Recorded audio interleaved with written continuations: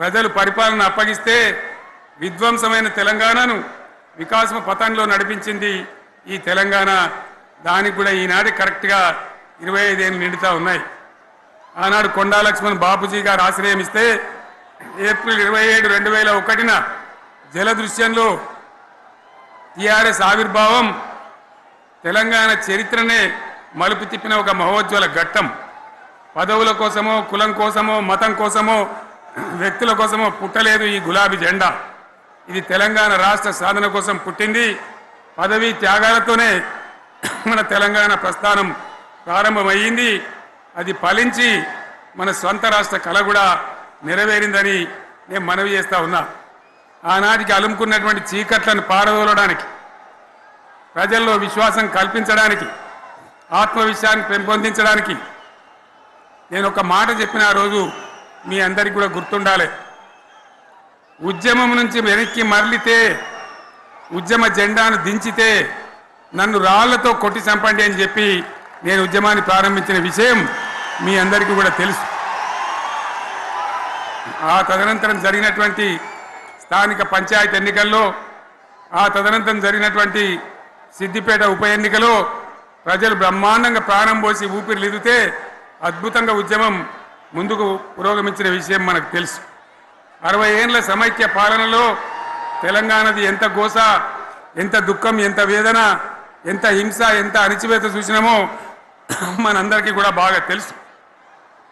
గోదావరి కృష్ణనీళ్ళు దక్కకుండా తరలిపోతే తల్లి సనుబాలకు నోచని పిల్లల్లాగా తెలంగాణ బిడ్డలు రోధించారు. కరువుల కాటకాలకు గురయ్యారు. అర్ధరాత్రి కరెంట్లు పెట్టబోయి పాములు గుట్టి, తేలు గుట్టి చాలా భయంకరంగా అనాథల్లాగా చనిపోయినారు. ఆ రకంగా జరుగుతూ ఉంటే ఇక్కడ ఉన్నటువంటి ఆనాడు కాంగ్రెస్లో, టీడీపీలో ఉన్నటువంటి నాయకులు పదవుల కోసం పెదవులు మూసిండ్రు తప్ప ఏనాడు నోరు తీసి కొట్టాడలేదు. గులాబీ జెండా ఎగిరేదాకా కనీసం తెలంగాణ సోయిని కూడా ప్రదర్శించలేకపోయినారు.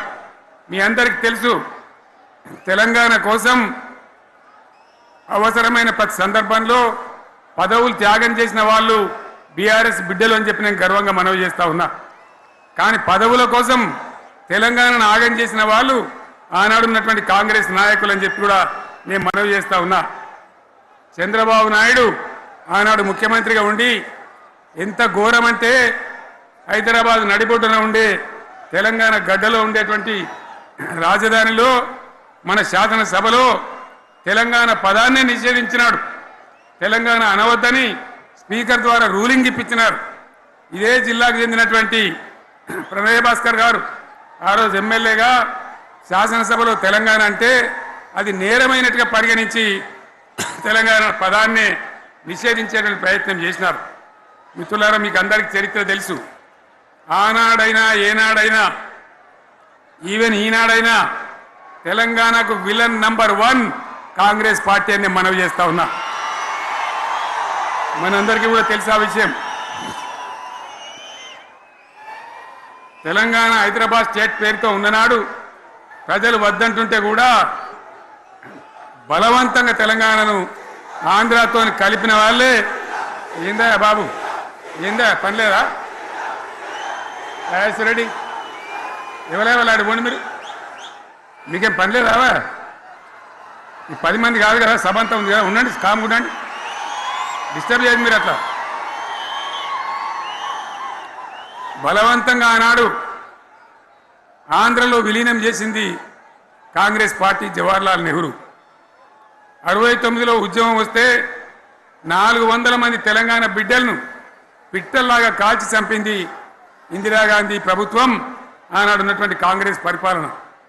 మళ్ళీ 2001 నుంచి మనం విజృంభిస్తే నంగనాచిలాగా ఇదే కాంగ్రెస్ వచ్చి మన బలాన్ని, మన ఊపును చూసి పొత్తు పెట్టుకొని తెలంగాణ ఇస్తామని నమ్మబలికి మనతో పొత్తు పెట్టుకున్నది కూడా మీరు చూసినారు. మళ్ళా ఎగ్గొట్టే ప్రయత్నం చేసినారు. 14 ఏళ్ళు ఏడిపించినారు. అది మీ అందరికీ తెలుసు. వాళ్ళు ఎట్టెట్లా చేస్తూ ఉంటే వాళ్ళ మోసాన్ని కప్పేయడానికి నేను ఇదే జయశంకర్ సార్ కలిసి 36 పార్టీలతోని సమ్మతి లేఖలు తెచ్చినాం. దేశ రాజకీయ వ్యవస్థను మొత్తం ఒప్పించినాం. కాంగ్రెస్ మెడలు వంచినాం. అప్పటికి కూడా ముందుకు రాకపోతే కేంద్ర మంత్రి పదవుల్లో ఉన్నటువంటి మేమందరం ఇక్కడ రాష్ట్రంలో మంత్రులుగా ఉన్నటువంటి మిత్రులు అందరం కూడా రాజీనామాలు వాళ్ళ ముఖాన కొట్టి బయటకు వచ్చి మళ్ళా ఉద్యమ జెండాలు పట్టుకున్నాం. ఆ తర్వాత కూడా కదిలిసి రాకపోతే నేను ప్రాణాలకు తెగించి చివరికి ఆమరణ దీక్షకు పునుకున్న సంగతి కూడా మీకు తెలుసు. ఆ సందర్భంలో భయపడ్డ కాంగ్రెస్ పార్లమెంట్లో ప్రతిపక్షాలన్నీ కాంగ్రెస్ గొంతు పట్టుకుంటే అప్పుడు దిగివచ్చి తెలంగాణ కోసం ప్రకటన చేసిన విషయం మీకు తెలుసు. మళ్ళీ ప్రకటన వెనక్కి తీసుకొని మళ్ళా వెనుకకు పోయినారు. ఆ తర్వాత సకల జనుల సమ్మె కావచ్చు, సాగర హారాలు కావచ్చు, వంట వార్పులు కావచ్చు, అనేక రూపాలలో విజృంభించి మళ్ళీ భయంకరమైన పోరాటం చేసినాం. మళ్ళీ 3 ఏళ్ల తర్వాత వాళ్లకు రాజకీయ అవసరం ఏర్పడి ఆనాడు వచ్చి మళ్ళీ తెలంగాణ ఇస్తామని ప్రకటించి వాళ్ళకి ఇష్టం లేకపోయినా తెలంగాణ సృష్టించినటువంటి ఆ సుడిగాడుపులుగా తట్టుకోలేమని భయపడి తెలంగాణ ఇచ్చిన విషయం కూడా మీకు తెలుసు. తదనంతరం ప్రజలు మనకు అధికారం ఇచ్చినారు.